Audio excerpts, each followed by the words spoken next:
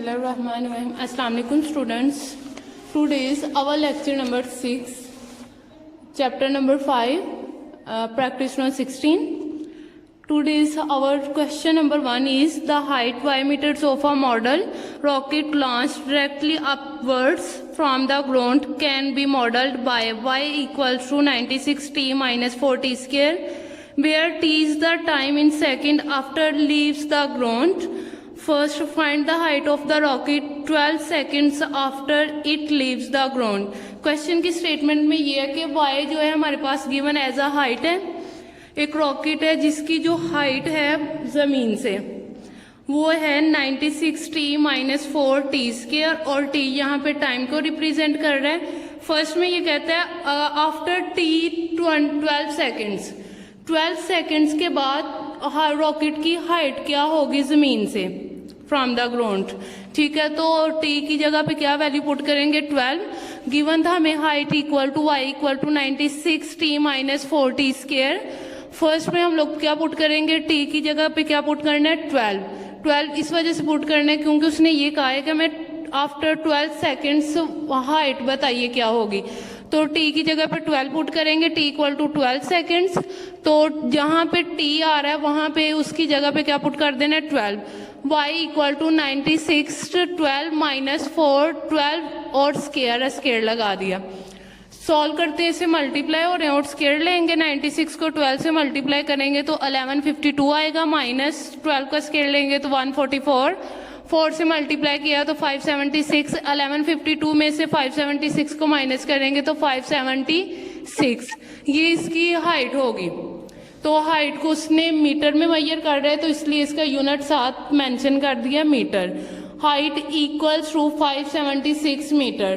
Second वाले part में कहते हैं at what time will the rocket strike the ground again. कहते हैं जब रॉकेट जरा हाइट पे चला जाता है, ठीक है 576 हाइट पे चला जाता है, तो वो जमीन को दोबारा या ग्राउंड को दोबारा कब आके स्ट्राइक करेगा, जमीन पे कब आके गिरेगा. तो यहाँ पे फिर इसकी हाइट निकालनी है दोबारा उसकी. जब वो जमीन पे आएगा तो उसकी हाइट क्या होगी, 0 होगी. इस वजह से क्या पुट कर दिया y इक्वल्स टू 0. हाइट को 0 के इक्वल पुट कर देंगे ताकि हम लोग टाइम निकाल सके. तो हाइट है हमारे पास 96t minus 4t square equal to 0. Height की जगह पे 0 पुट कर दिया. नेक्स्ट अब देखें यहाँ पे 2 टर्म्स है. जब 2 टर्म्स देखें इनमें कुछ नंबर कॉमन आ रहा है तो ले लें कॉमन. 96 4t कॉमन आ रहा है दोनों में, तो 4 ब्रैकेट लगाते हैं. जब कॉमन लेते हैं तो ब्रैकेट लगाया, बाकी 24 रह गए. यहाँ पे t भी कॉमन आ गया. 4 24 से मल्टीप्लाई होगा तो अगेन वही टर्म आ जाएगी 96. 24 माइनस का साइन है, माइनस का साइन लगाया, 4 कॉमन आ गया और एक टी बाहर ले लिया, बाकी एक अंदर रह गया. 24 माइनस टी ब्रैकेट के अंदर लिख दिया इक्वल टू 0. अब जब इस तरह से पहले भी आप लोग पढ़ के आ चुके हैं कि जब 2 टर्म्स की प्रोडक्ट इक्वल टू 0 हो तो इसका यही मतलब है या फर्स्ट टर्म 0 के इक्वल है और सेकेंड टर्म इक्वल टू 0 कि फर्स्ट टर्म या 0 के इक्वल होगी या फिर सेकंड टर्म इक्वल टू 0 होगी. तो फर्स्ट को भी 0 के इक्वल रखेंगे और सेकंड को भी. आइदर 4t इक्वल टू 0 और 24 माइनस t इक्वल टू 0. ठीक हो गया.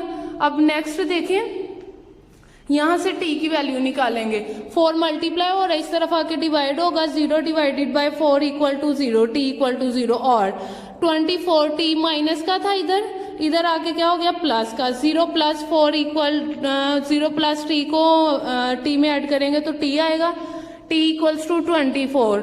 अब 0 के बाद टच करेगा आके ग्राउंड को या फिर 24 सेकेंड्स के बाद, तो फिर t 24 सेकेंड्स के बाद ही टच करेगा ग्राउंड को आगे. तो फिर हम ये लिखेंगे the rocket will strike the ground again after 12 seconds.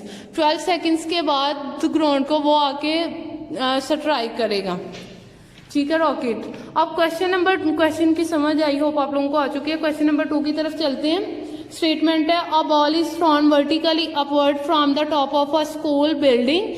एक बॉल को स्कूल बिल्डिंग के टॉप से ऊपर से गिराया जाता है. Its height 8 metres. उसकी हाइट कितनी है, h है. अबव द ग्राउंड, ग्राउंड से स्कूल की जो हाइट है वो क्या है, h है. और एज की वैल्यू क्या है, H equal to 12 plus 6t minus 4t square, where t is the time in seconds after it leaves the top of the building. जमीन से ग्राउंड से लेकर स्कूल की बिल्डिंग की जो हाइट है, स्कूल की बिल्डिंग की वो हाइट बता रहा है, वो as 18 plus 6t minus 4t square है, और t उसने टाइम बताया। फर्स्ट में कहता है how tall is the school building, school building की फिर टोटल हाइट बतानी है कितनी होगी, तो फिर उसके अकॉर्डिंग टाइम 0 ही होगा। हाइट तो पहले की, बाद में बॉल को ऊपर लेकर जा रहे हैं हम, पहले तो बिल्डिंग खड़ी थी, तो इस वजह से t को इक्वल टू 0 पुट किया। t जहां जहां आ रहा है वहां पे 0 पुट कर देना। H equal to 18 plus 6 into 0, t की जगह पे 0 पुट कर दिया, माइनस 4, अब t आ रहा है अगेन, तो उसकी जगह पे भी 0 पुट कर दिया। तो इसको सिंप्लीफाई किया, एज इक्वल टू 18 प्लस 6 को जिस मर्जी नंबर से मल्टीप्लाई करें तो आंसर हमेशा 0 ही आएगा।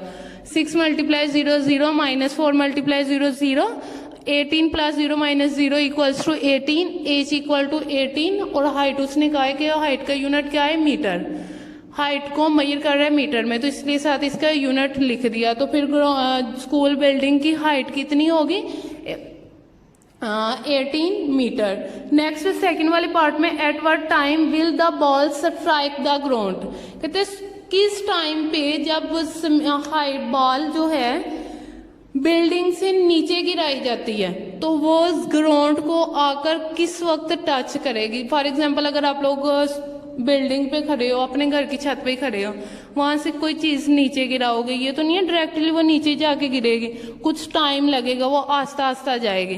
तो वो कहता है उसका टाइम बताना है कि जब बॉल को स्कूल बिल्डिंग की हाइट से गिराया जाता है तो बॉल को जमीन तक आने में कितना टाइम लगेगा। तो टाइम निकालना है तो इसके लिए हाइट को 0 के इक्वल पुट करना पड़ेगा। लेट कर लिया एच इक्वल टू 0, जहां पे एच आ रहा है वहां पे 0 पुट कर दिया। 0 equal to 18 plus 6t minus 4t square, ठीक हो गया ये।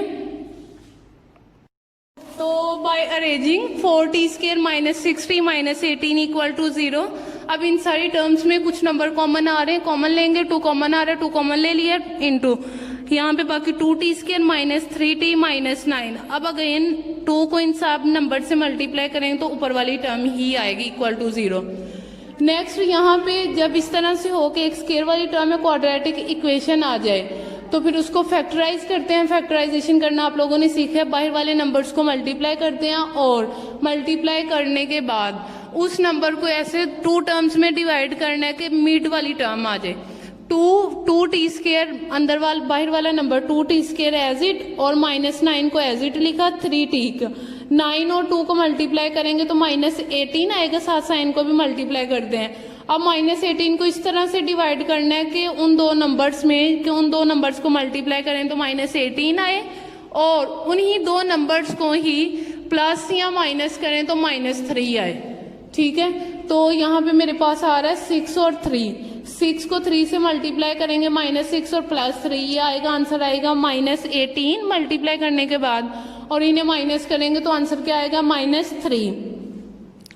तो मिड वाली टर्म की जगह पे लिख दिया minus 6t plus 3t, 2 as it. तो अब इनमें कॉमन क्या आ रहा है, फर्स्ट रो में से 2 कॉमन आ रहा है, 2t कॉमन ले लिया, t माइनस 3 प्लस इन दोनों में क्या कॉमन आ रहा है, प्लस 3 कॉमन आ रहा है, तो t माइनस 3 बाकी रह गया। अब t माइनस 3 और t माइनस 3 दोनों में सेम है, ये कॉमन ले लिया, बाकी रह गया 2t प्लस 3 इक्वल टू 0, 2 को एज इट। अब 2 क्या 0 के इक्वल हो सकता है, नहीं हो सकता, तो बाकी फिर ये पॉसिबल है कि यहाँ 3 माइनस t इक्वल टू 0 होगा और 2t प्लस 3 इक्वल टू 0। अब यहाँ से t की वैल्यू निकालते हैं, t माइनस का इस तरफ आके प्लस का होगा 3t equal to 0 plus 3t equal to 3, यहाँ इस तरह से। नेक्स्ट फिर इसे भी साथ सोल्व करते हैं, 2t ये प्लस का था, इस तरफ आके माइनस का होगा, 0 माइनस 3 माइनस 2t, 2 इस तरफ मल्टीप्लाई का और इस तरफ आके डिवाइड, t की वैल्यू आ गई माइनस 3/2। अब हम लोगों ने क्या, टाइम कभी नेगेटिव होता है, नहीं, तो टाइम हम लोग नेगेटिव नहीं लेंगे बल्कि पॉजिटिव वाला ही लेंगे, तो इसे निग्लेक्ट कर देंगे। t equal to minus 3/2 neglected because t greater than 0, क्योंकि टाइम हमारे पास पॉजिटिव होता है। सो फिर हमारे पास जो टाइम आ गया कि जब बॉल को ज़मीन पे गिराया जाता है या ग्राउंड पे गिराया जाता है तो किस टाइम, कितने टाइम के बाद आके वो ग्राउंड को स्ट्राइक करेगी, आफ्टर 3 सेकेंड्स। टाइम 3 आएगा, ये वाला लेंगे या वो वाला, वो लेंगे क्योंकि वो पॉजिटिव है।